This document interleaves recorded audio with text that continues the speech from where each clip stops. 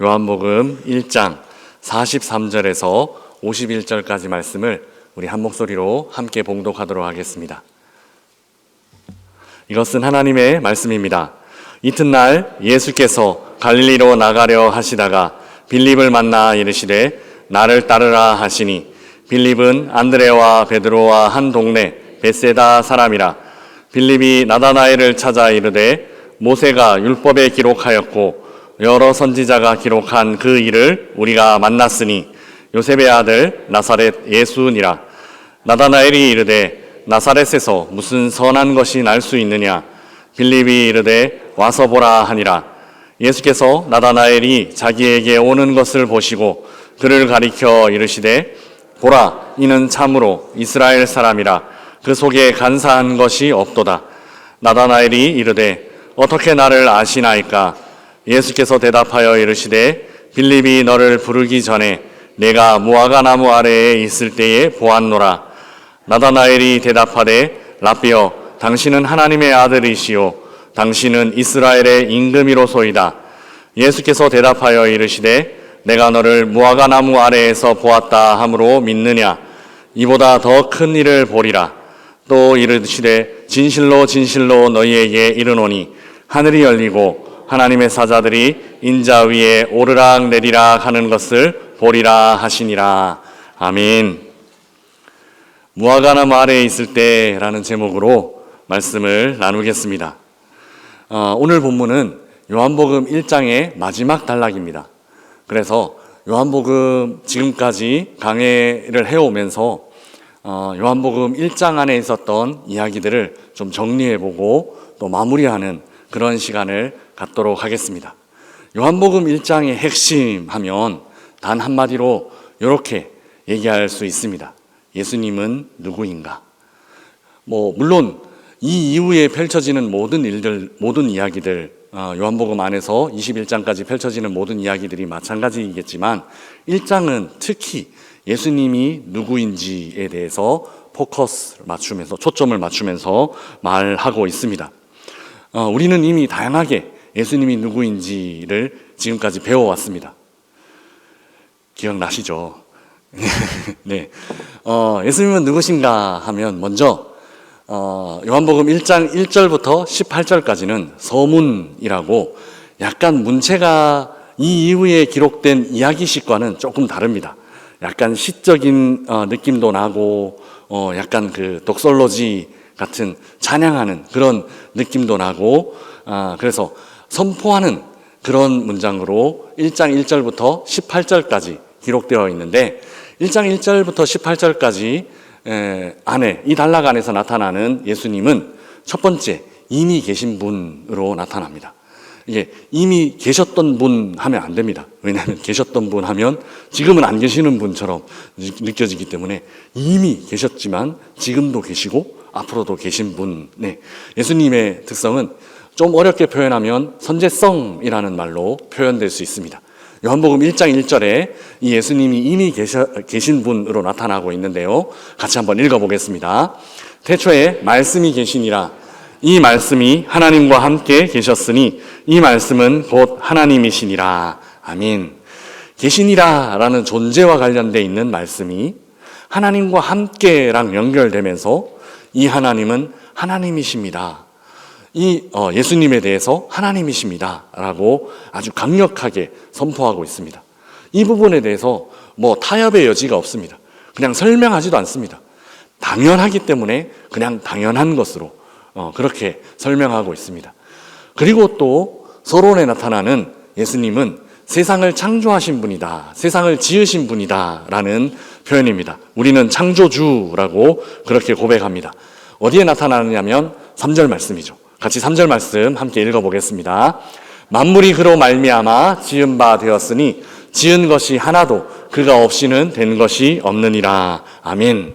예수님은 창조되신 분이 아니라 예수님은 이미 이전에 존재하셨으며 그냥 존재하고 계셨던 분이 아니라 이 세상이 존재할 수 있도록 만들어주신 분이다라는 표현을 지금 요한은 서문에서 밝히고 있습니다. 그래서 우리 모두는 창조의 결과물입니다. 그러나 예수님은 창조의 결과물이 아니라 창조의 원인자, 창조를 하신 분으로 요한복음 1장 3절은 표현하고 있습니다. 이제 서론이 끝나고 서문이 끝나고 19절부터는 사람들의 입으로 예수님이 누구이신지가 증언되어 나타납니다. 먼저 우리가 잘 아는 세례 요한의 증언입니다. 세례 요한의 증언은 좀 독특합니다. 왜냐하면 이분은 누구입니다 라는 말을 하기 전에 나는 아닙니다 라는 고백을 하고 있기 때문입니다. 예수님에 대해서 예수님이 누구이십니다 라는 증언을 하기 이전에 나는 아닙니다 라는 증언을 먼저 하고 있기 때문에 그렇습니다. 어딘지 한번 찾아보겠습니다. 20절 말씀인데요, 20절 말씀 같이 한번 읽어보겠습니다. 요한이 드러내어 말하고 숨기지 아니하니 드러내어 하는 말이 나는 그리스도가 아니라 한데, 사람들이 요한에게 찾아와서 당신이 혹 그리스도가 아닙니까? 라고 질문을 했기 때문에 요한이 확실하게 선을 그으면서 나는 아닙니다, 나는 그리스도가 아닙니다, 이렇게 고백했습니다. 그런데 이 고백 뒤에는 참 이어지는 말들이 중요합니다. 원래 이 PPT를 보면 좀 웃으셔야 되는데 아무도 안 웃으셔서 좀 당황스럽기는 한데요. 예. 나는 그리스도가 아니다 라는 말 뒤에는 그리스도는 바로 누구입니다 라는 고백을 해야만 합니다. 그런데 세례 요한은 직접적으로 나는 아니지만 그리스도는 바로 누구입니다 라고 직접 밝히지는 않습니다. 그런데 간접적으로 이렇게 밝히기는 합니다. 저분이 세상 죄를 지고 가는 하나님의 어린 양이야 라고 지목해서 예수님을 가리키고 있었습니다. 또 세례 요한의 중요한 증언은 예수님이 어떤 일을 하실 거냐 하느냐 하면 성령으로 세례 베푸시는 일을 하실 거다라고 증언합니다. 이 증언 안에도 중요한 예수님이 누구이신지가 나타나는데요, 33절 말씀 함께 읽어보겠습니다. 나도 그를 알지 못하였으나 나를 보내어 물로 세례를 베풀라 하신 그이가 나에게 말씀하시되 성령이 내려서 누구 위에든지 머무는 것을 보거든 그가 곧 성령으로 세례를 베푸는 이인 줄 알라 하셨기에. 아멘. 하나님께서 세례 요한에게 누가 그리스도인지, 그 그리스도가 또 어떤 일을 할 것인지에 대해서 미리 알려주셨습니다. 너가 어떤 사람에게 세례를 줄 때 그 위에 아마 성령이 머물러 있을 거야. 그걸 보면 그 사람은 앞으로 성령으로 세례를 베푸는 사람인 줄 너가 알아야 돼 라고 하나님은 미리 세례 요한에게 알려주셨던 것 같아요. 그래서 예수님은 이 땅에 오셔서 어떤 일을 하실 것이냐 하면 성령으로 세례를 베푸는 일을 하실 것입니다. 이 일이 왜 중요하냐? 요한의 물 세례와 달리 성령으로 세례를 베푸시는 이 일이 왜 중요하냐 하면 성령으로 세례를 받는 이 일이 바로 창조 당시에 모습을 회복하는 일이 되기 때문에 그렇습니다. 처음에 하나님이 우리를 창조하셨을 때 진흙으로 우리를 지으시고 그 코에 뭘 불어넣으셨다고요? 네, 생기를 불어넣으셨다고요. 그래서 우리의 몸은 생명이 됩니다. 그 불어넣으신 하나님의 호흡, 하나님의 생기는 성령이라는, 하나님의 영, 성령이라는 말로 번역될 수 있는 표현입니다. 그래서 우리 몸 안에는 그냥 우리가 오늘 먹었던 피자, 떡볶이 뭐 이런 게 있는 게 아니라 우리 몸 안에는 하나님의 영이 함께 하시는 거룩한 성전이 된 것입니다. 네. 그래서 구원은 이런 의미에서 죄를 범하고 난 이후에 떠나버린 그 성령, 그러니까 창세기 6장에 노아 홍수 사건 이전에 사람이 계속해서 죄를 범하는 것 때문에 성령이 이제 하나님과 함께 하실 수 없어서 떠나버린 그 성령을 다시 돌아오게끔 하는 예수님의 사역이 다시 그 성령을 돌아오게끔 하는 사역으로 구원, 즉 새 창조라는 말로 연결될 수 있습니다. 그 성령이 돌아오게 하기 위해서 우리 몸의 죄의 문제를 해결해야 됐습니다. 십자가 위에서 예수님은 우리 몸에, 우리 안에 있는 인류의 죄의 문제를 대신 지시고 성령이 돌아올 수 있는, 성령 하나님이 우리 몸 안으로 돌아올 수 있는 그런 역사를 일으켜 주셨습니다. 그래서 구원은 새 창조라는 말로 번역될 수 있다라고 설명을 드렸습니다. 그리고 이제 세례 요한의 증언이 아니라 예수님의 첫 번째 제자들의 증언이 나타납니다. 세례 요한은 사실 나는 그리스도가 아니다라고 말은 했지만 예수님이 그리스도다라고 직접적으로 표현하지는 않았습니다.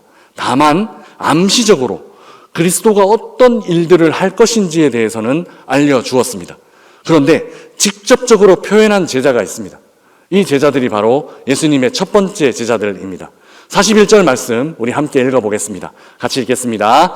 그가 먼저 자기의 형제 시몬을 찾아 말하되 우리가 메시아를 만났다 하고, 메시아는 번역하면 그리스도라. 아멘. 첫 번째 제자들은 예수님과 하루 동안을 보냅니다. 하루 동안 예수님과 함께 생활하고 난 이후에 자기의 형제에게 와서 누구를 만났다라고 얘기하냐면 내가 진짜 좋은 사람 만났어, 내가 진짜 훌륭하신 분 만났어 라고 얘기하는 게 아니라 내가 메시아를 만났어 라고 얘기를 합니다. 메시아는 번역하면 그리스도다라고 이야기합니다. 메시아는 히브리어인데요, 정확하게 읽으면 마시아흐라고 읽을 수 있습니다. 이거는 히브리어로 기름 부음을 받은 사람이라는 뜻입니다.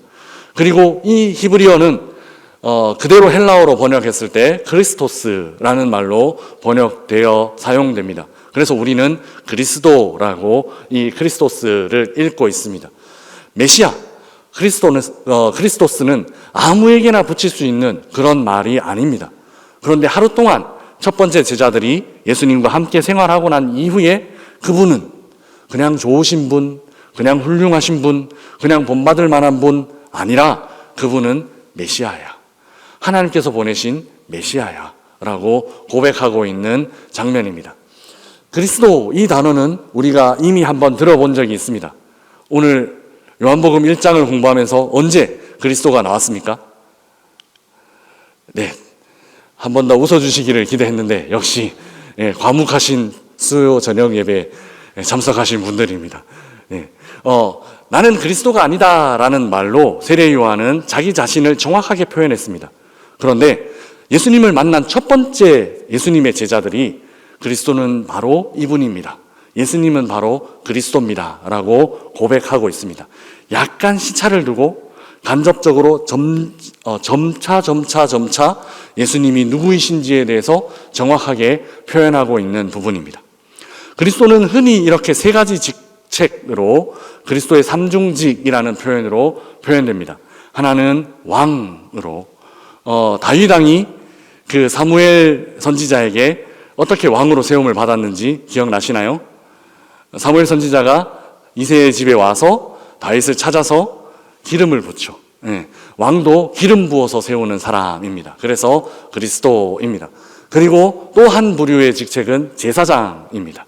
그리고 나머지 세 번째 부류의 직책은 선지자입니다. 오늘 조금 더 이 그리스도의 삼중직에 대해서 한 부분 더 살펴보면 이렇습니다. 왕이라는 직책은 다스리심, 통치하시는 하나님의 권위, 하나님의 능력을 나타냅니다. 예수님은 왕으로 이 땅에 오신 분이십니다. 우리 마태복음 2장 예수님의 탄생 이야기를 읽으면서 이미 공부하셨을 것입니다. 그런데 단순히 왕으로 사람들을 다스리는 정치적인 왕은 예수님에 대해서 1%도 모르는 이야기입니다. 1%밖에 모르는 이야기입니다. 예수님이 왕이다라고 표현했을 때 예수님의 다스림, 예수님의 통치하심은 어디까지 나가느냐 하면 바람과 파도가 크게 일었을 때, 예수님이 그 바람과 파도에 명령하셨을 때 그 바람과 파도가 어떻게 되나요? 예수님의 말씀에 순종을 했죠. 바람과 파도 같은 자연 만물을 다스리시는 분이 바로 예수님이십니다. 예수님이 왕이다라고 고백할 때 첫 번째 예수님의 다스리는 영역은 이 자연 만물들을 다스리시는 분이십니다. 그리고 두 번째 다스리심은 질병에 걸려서 아파하고 있는 사람들에게 예수님이 명령하시죠. 나아라 라고, 깨끗함을 입어라 라고 명령하셨을 때 그 질병이 어떻게 되나요? 질병이 떠나가고 곧 깨끗하게 되고 치유함을 얻습니다. 예수님은 질병과 같은 세계도 다스리시는 분이십니다. 뿐만 아니라 예수님은 영적인 세계도 다스리시는 분이십니다. 악하고 더러운 귀신에게 예수님이 나가라 라고 명령하셨을 때에 그 귀신들이 떠나가게 되는 역사들이 일어났습니다. 귀신들도, 영적인 세계들도 예수님의 말씀에 순종했습니다.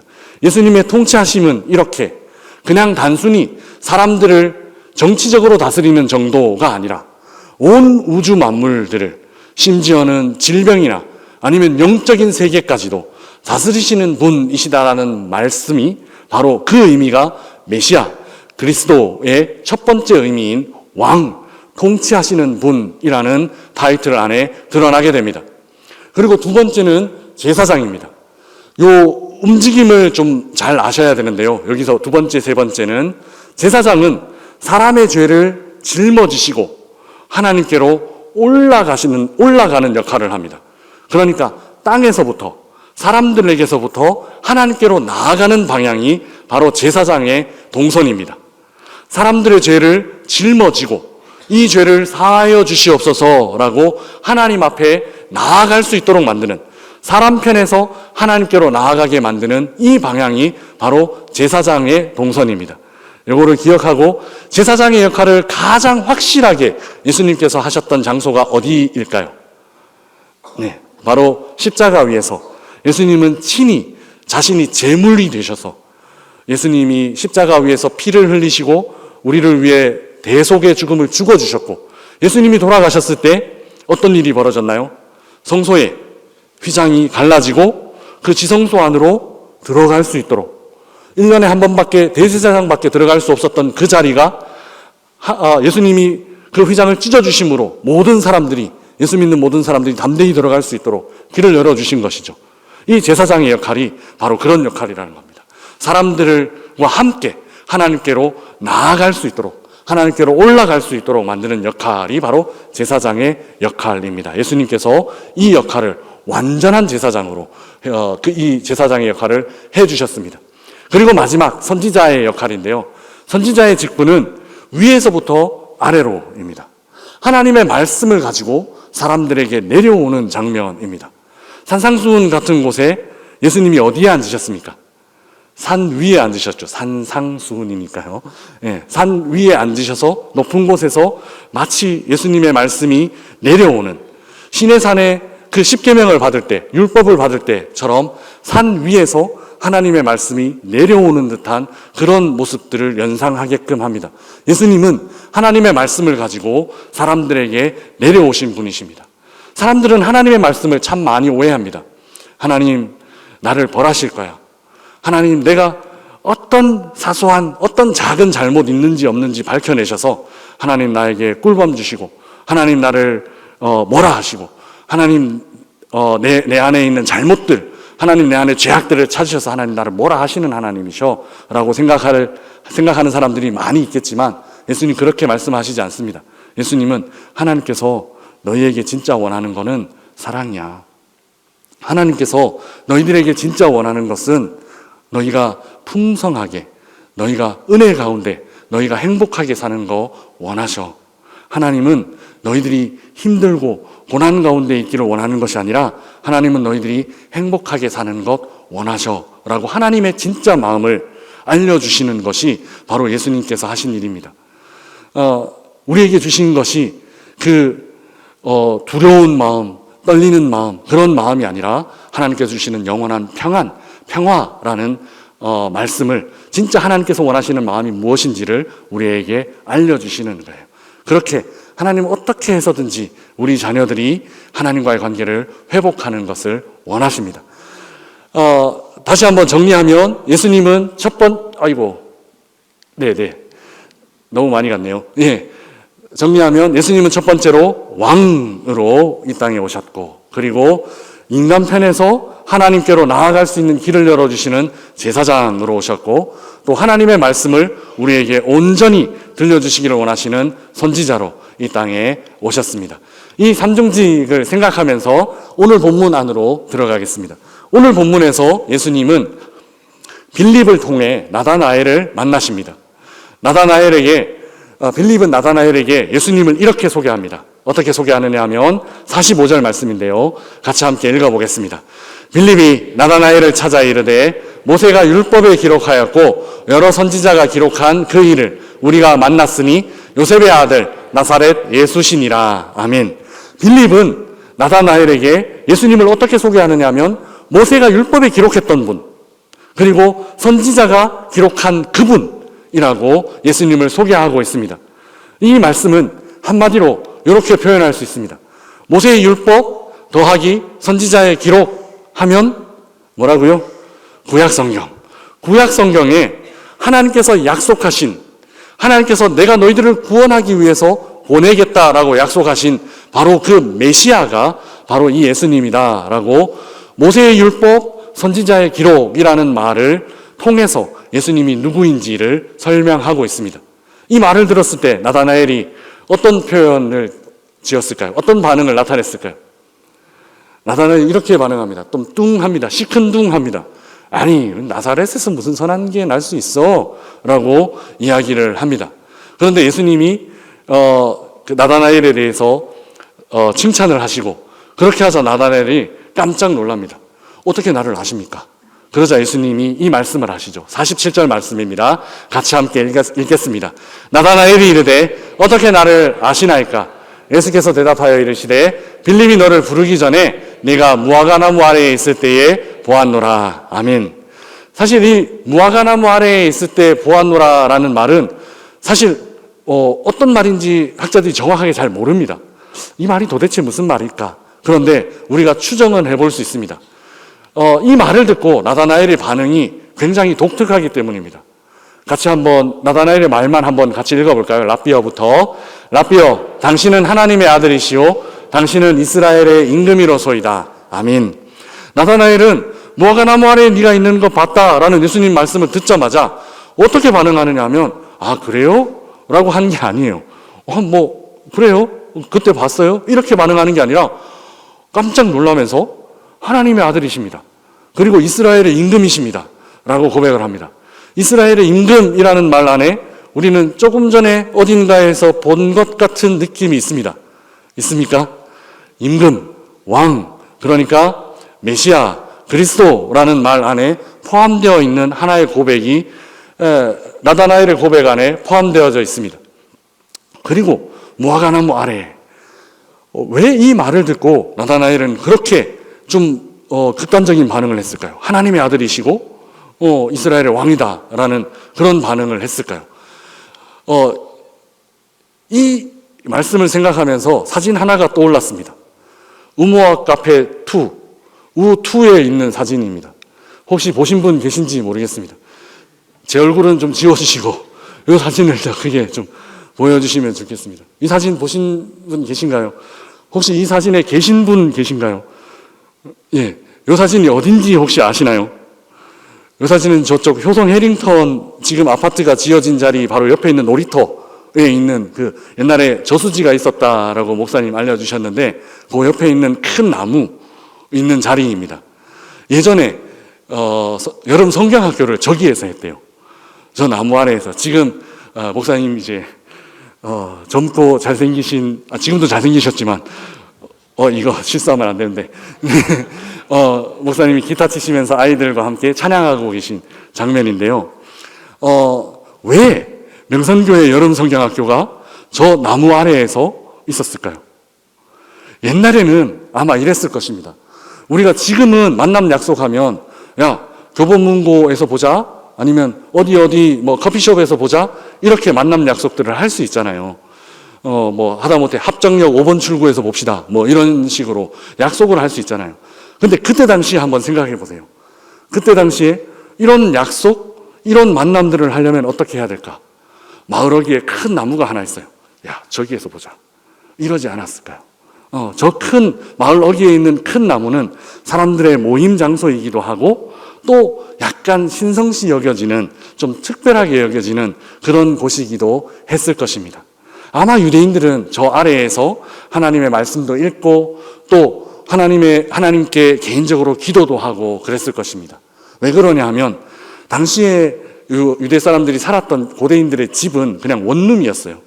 말씀 좀 읽으려고 하면 옆에 아이들 뛰어다니고, 기도 좀 하려고 하면 집안일들 보이고 해서 조금 거룩한 곳, 조금 구분된 곳으로 가려고 할 때 저런 나무 그늘 아래에서 하나님께 묵상하기도 하고, 사람들 없을 때 묵상하기도 하고 조용히 기도하는 시간들을 갖지 않았을까?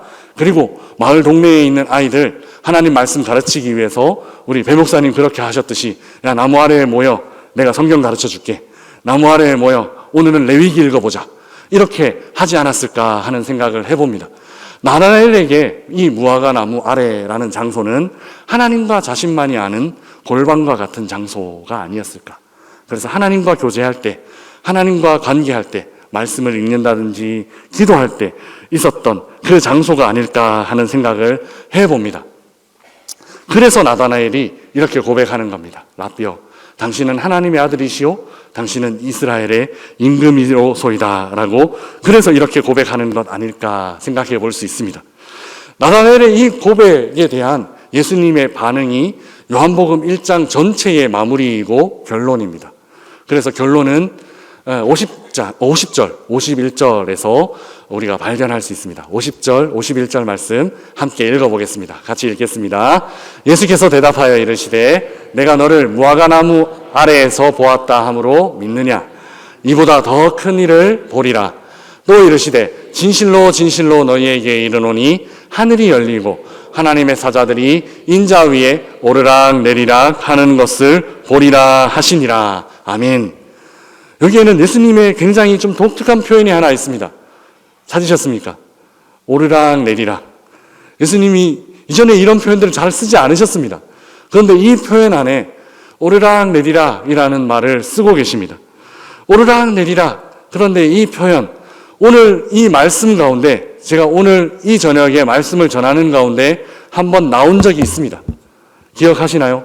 언젠가 한번 우리가 본 적이 있습니다. 그리스도라는 말에 대해서 설명하면서 제사장은 어디로? 아래에서 위로 우리의 죄를 짊어지고 하나님 앞에 우리가 나아갈 수 있도록 만들어주는 직책. 또 선지자는 어떤 직책, 어떤 일들을 했다고요? 하나님의 말씀을 가지고 우리가 오해하는 말씀, 우리가 잘못 생각하는 말씀, 아니야, 하나님 진짜 마음은 이런 거야. 하나님 너희들을 잠깐 징계하시지만 그건 하나님 노하심으로 너희들을 완전히 무너뜨리려고 하시는 게 아니라 너희들 돌아오게 하고 싶어서. 하나님 진짜 마음은 너희들을 무너뜨리시는 것이 아니라 너희들이 돌아오는 거야.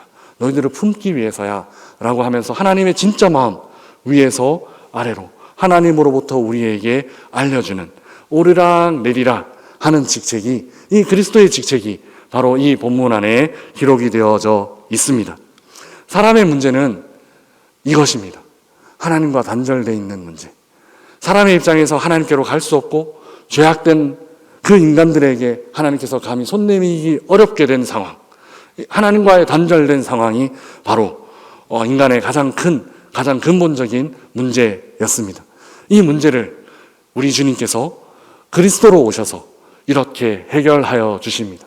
하늘을 열어주시고, 그래서 하늘나라로 하나님 계신 그 하나님께로 우리가 담대히 나아갈 수 있도록 만들어주시고, 하나님의 말씀이 우리에게 온전히 임할 수 있도록, 또 우리가 하나님 앞에 담대히 나아갈 수 있도록 오르락 내리락 할 수 있는 사다리와 같은 것을 우리 하나님과 우리 사이에 내려주시기 위해서 예수님 우리에게 오셨고, 그 직책이, 그 예수 그리스도의 사명이 바로 요한복음 1장에 아주 진하게 농축되어져서 이제 앞으로 예수님 이런 일을 하실 거야 라는 것을 미리 보여주고 계신 것입니다. 그리스도라는 말 안에서 우리는 오르락 내리락, 우리 아이들이 사용하는 표현 같은 이 오르락 내리락이라는 말을 꼭 이 밤에 기억하셨으면 좋겠습니다. 예수님이 왜 인간의 몸을 입으시고 이 땅에 오셨을까?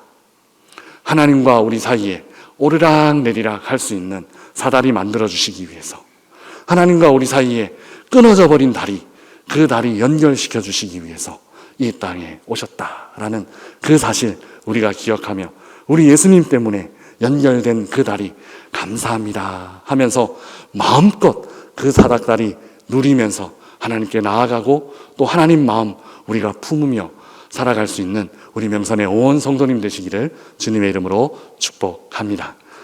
같이 기도하겠습니다. 사랑의 하나님 아버지, 은혜를 감사합니다. 예수님께서 우리에게 그리스도로 오셨다라는 사실을 요한은 요한복음 1장에 굉장히 농축해서 잘 표현하고 있습니다.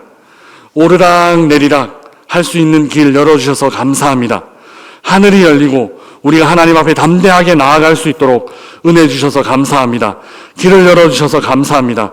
하나님, 또한 하늘이 열리고 하나님의 마음이 우리에게 충분히 우리에게 풍성하게 임하실 수 있는 길 열어주셔서 감사합니다. 예수님이 십자가로 열어주신 그 길, 우리도 매일매일 오르락 내리락 하면서 하나님과 깊이 교제할 수 있는 우리 온 명선의 성도들 될 수 있도록 복을 허락하여 주옵소서. 감사합니다. 예수 그리스도 이름으로 기도드리옵나이다. 아멘.